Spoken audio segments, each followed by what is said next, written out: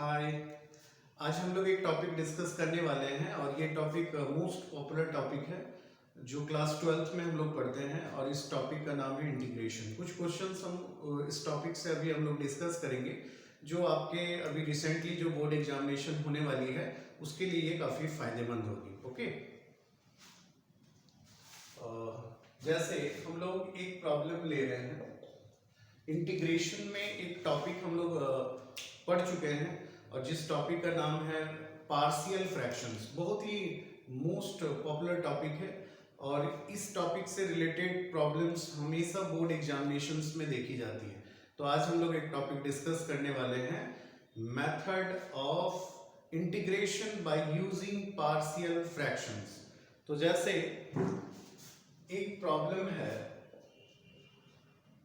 Integration 2x और x square plus 1 divide 2x divided by x square plus 1 और x square plus 2। At first यदि हम लोग इसको नॉर्मल मेथड से सोचे कि इस प्रॉब्लम को हम लोग कैसे बनाएं, तो हम लोग बेसिकली हम लोग इससे पहले मतलब जो पार्शियल फ्रैक्शंस है, तो पार्शियल फ्रैक्शन से पहले हम लोग कुछ method of substitutions and method of transformation and basic integrations हम लोग देख चुके हैं। बट उससे यदि हम लोग इसको ट्राई करेंगे तो शायद ये नहीं बनेगा। तो इसीलिए हम लोग जहाँ पर वो मेथड फेल हो जाता है तो वहाँ पर हम लोग फिर पार्शियल स्टार्ट करते हैं। तो सबसे पहले जैसे इस प्रॉब्लम में हम लोग एक चीज़ देख रहे हैं कि यहाँ पर 2x है, यहाँ x स्क्वायर है, यहाँ पर x स्क्वायर है। तो यदि सब्स्टिट्यूशन इसमें हम लोग लगाते हैं, लेट इनिशियली यदि हम लोग इसमें सब्स्टिट्यूशन लगाते हैं तो x square will be t मान लेते हैं। तो x स्क्वायर को यदि हम लोग t माने तो this will be 2x dx equals to dt, है ना। तो 2x dx की जगह हम लोग dt रख सकते हैं। तो अब हम लोग इसको लिख सकते हैं dt और ये हो जाएगा t प्लस 1 और फिर t प्लस 2। ये जो प्रॉब्लम है ये एनसीईआरटी का प्रॉब्लम है ना। और हम लोग एनसीईआरटी का ही प्रॉब्लम अभी और हम लोग डिस्कस करने वाले हैं जो टर्म टू एग्जामिनेशन में आपको काफ़ी हेल्प होगा टर्म टू एग्जामिनेशन के लिए, ठीक है। तो जैसे यहाँ पर यदि हम लोग नॉर्मली इसको इंटीग्रेट करेंगे तो दिक्कत होगा, तो हम लोग इसमें पार्शियल लगाते हैं। जैसे लेट कैसे हम लोग पार्शियल लगाते हैं उस चीज पे ध्यान देना है। ये t प्लस 1 हो गया, ये t प्लस 2 हो गया। तो यहां पर हम लोग इसको लिख सकते हैं a by t plus 1 plus b by t plus 2। Okay, इसको हम लोग इस तरह से लिख सकते हैं। उसके बाद हम लोग a और b का वैल्यू फाइंड आउट करेंगे। कैसे करेंगे? तो इसको हम लोग लिख सकते हैं 1 और यदि इसका एलसीएम लेंगे तो ये दोनों आएगा और ये दोनों साइड में कट जाएगा। तो इसको लिख सकते हैं 1 equals to a t plus 2 फिर b t प्लस 1। बेसिकली जो प्रोसेस करता है, मतलब नॉर्मली हम लोग प्रोसेस ये करता है कि यहाँ पर जो डिनोमिनेटर है तो डिनोमिनेटर को हम लोग 0 से इक्वेट करके और उसके बाद हम लोग यहाँ पर निकालते हैं कि इसमें t का वैल्यू क्या क्या आ रहा है ना। बहुत जगह ऐसा होगा कि हम लोग फिर कोफिशिएंट को इक्वेट करके भी उस टाइप के प्रॉब्लम्स भी आगे हम लोग देखेंगे, है ना। तो a t plus 2 b t plus 1, तो इसको यदि हम लोग 0 से इक्वेट करेंगे तो t का वैल्यू आएगा -1 एंड -2। t का वैल्यू आ गया -1। अब इसमें हम लोग क्या करते हैं, पुटिंग t इक्वल्स टू -1। यदि t का वैल्यू हम लोग -1 रखेंगे तो इस साइड में तो 1 है, यहाँ पर -1, ये 0 हो जाएगा। यहाँ -1 रखेंगे तो a और ये -1 और +2 तो ये भी 1। तो a का वैल्यू कितना आ गया? a का वैल्यू 1 आ गया, है ना।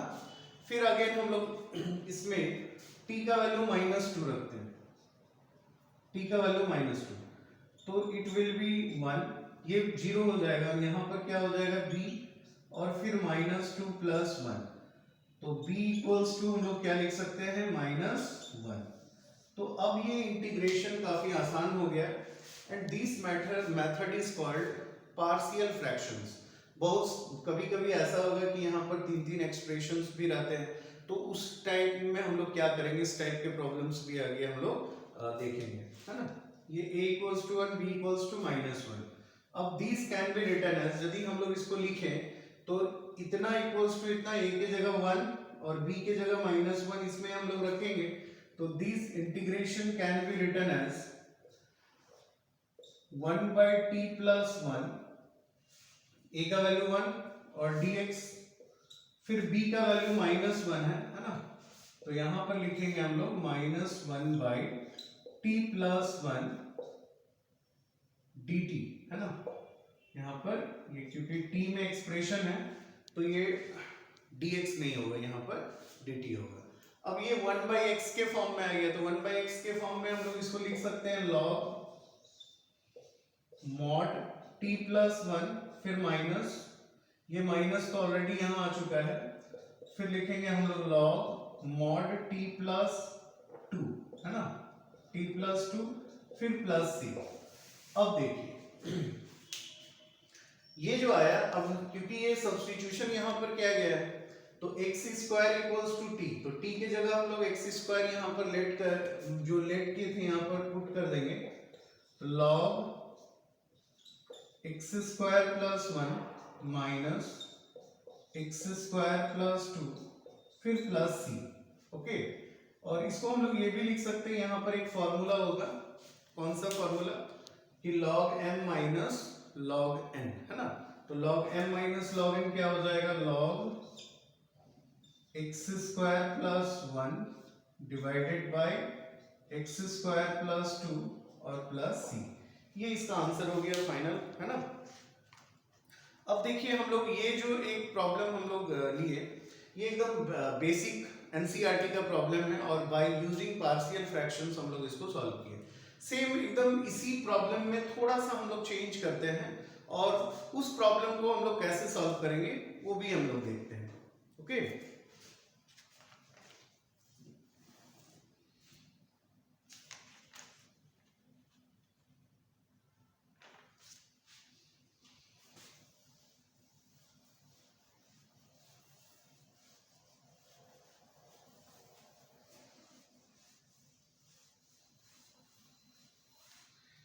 थोड़ा सा इसमें हम लोग चेंजिंग करते हैं इसी प्रॉब्लम में, और उसके बाद फिर हम लोग उस प्रॉब्लम को कैसे बनाएंगे।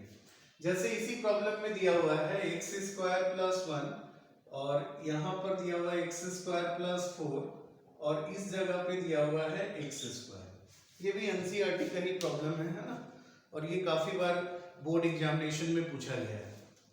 अब यहाँ पर हम लोग यदि इससे प्रीवियस जो प्रॉब्लम हम लोग देखे, उसमें हम लोग क्या देखे कि x² को हम लोग t लेट कर लिए थे, और x² को t लेट करने के बाद वो 2x dx आ गया, तो ऊपर में हम लोग फिर उसके जगह पे dt रख दिए। लेकिन यहाँ पर यदि x² को t रखेंगे तो यहाँ भी x² है ना। तो इस टाइप का जो प्रॉब्लम है, इसको हम लोग थोड़ा सा दूसरे तरीके से देखेंगे, और इस पे थोड़ा सा हम लोगों को गौर करना है।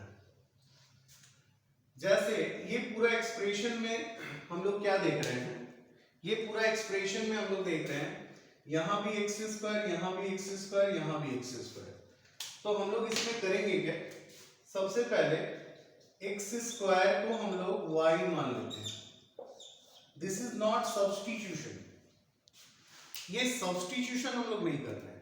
हम लोग सब्स्टिट्यूशन का मतलब ये होता है कि जिसको भी हम लोग मानते हैं, जैसे इसको y माने या t माने या u माने या v माने w, कुछ भी माने, उसको फिर डिफरेंशिएट करते हैं। लेकिन यहाँ पर हम लोग डिफरेंशिएट इसको नहीं करेंगे, है ना।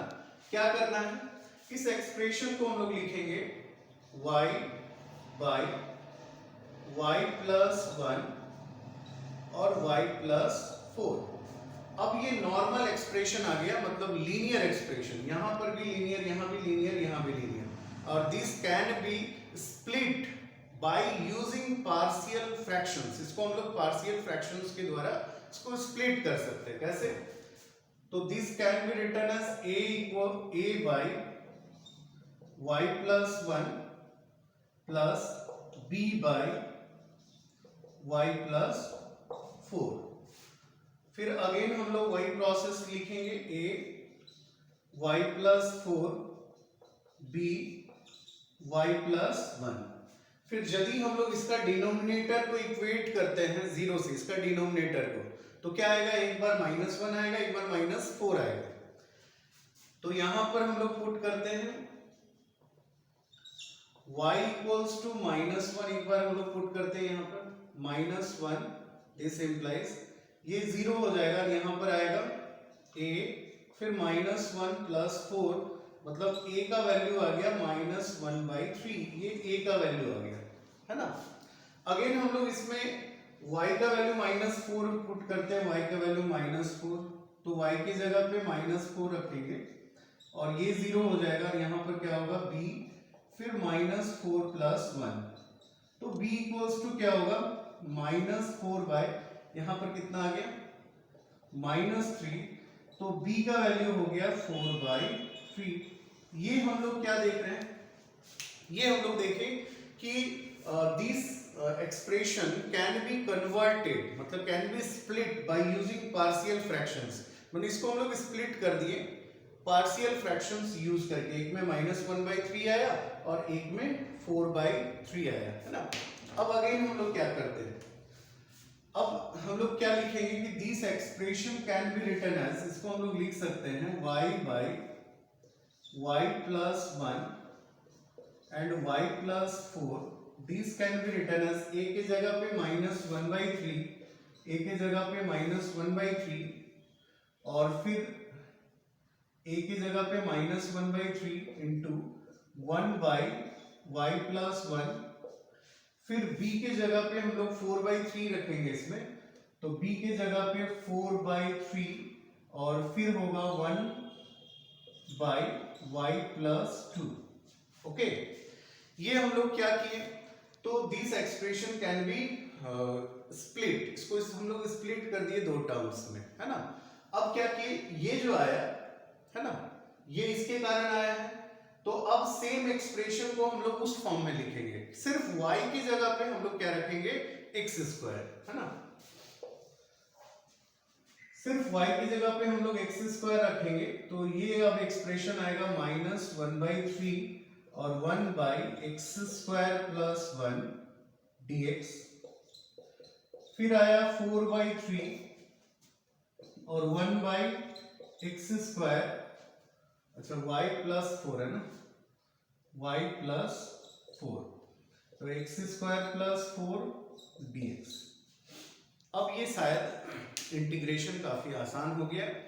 देखिए, इससे पहले जो था प्रॉब्लम वो भी एनसीईआरटी का था, ये भी जो प्रॉब्लम है ये भी एनसीईआरटी का है, और ये सब प्रॉब्लम जो है ना इससे रिलेटेड, सिर्फ थोड़ा सा डिजिट इधर उधर करेगा, लेकिन क्वेश्चंस जो आता है अभी जो टर्म 2 एग्जामिनेशन होने वाला है उसमें इसी टाइप का क्वेश्चंस रहेंगे, तो इसको थोड़ा सा ध्यान से, है ना। अब ये आसान हो गया, क्या हो गया, तो इसको हम लोग लिखे -1/3, अब ये 1/1 प्लस x², ये होता है tan इनवर्स x, प्लस 4/3, ये होगा 1/a, a की जगह पे हम लोग लिखेंगे 2, और फिर लिखेंगे tan inverse x/2 plus c, है ना, 1/a और tan इनवर्स x/2। तो ये हम लोग दो प्रॉब्लम आज देखें जो इंटीग्रेशन से रिलेटेड, और इंटीग्रेशंस का काफी most popular topic partial fractions, है ना। तो इस तरह का जो भी और भी हम लोग वीडियो अभी और आगे देखेंगे। यदि आप लोगों को ये वीडियो पसंद आता है, इस टाइप का जो भी वीडियो यदि मेरा पसंद आता है, तो उसको चैनल को लाइक कीजिए, सब्सक्राइब कीजिए और ज़्यादा से ज़्यादा शेयर कीजिए। Okay, thank you.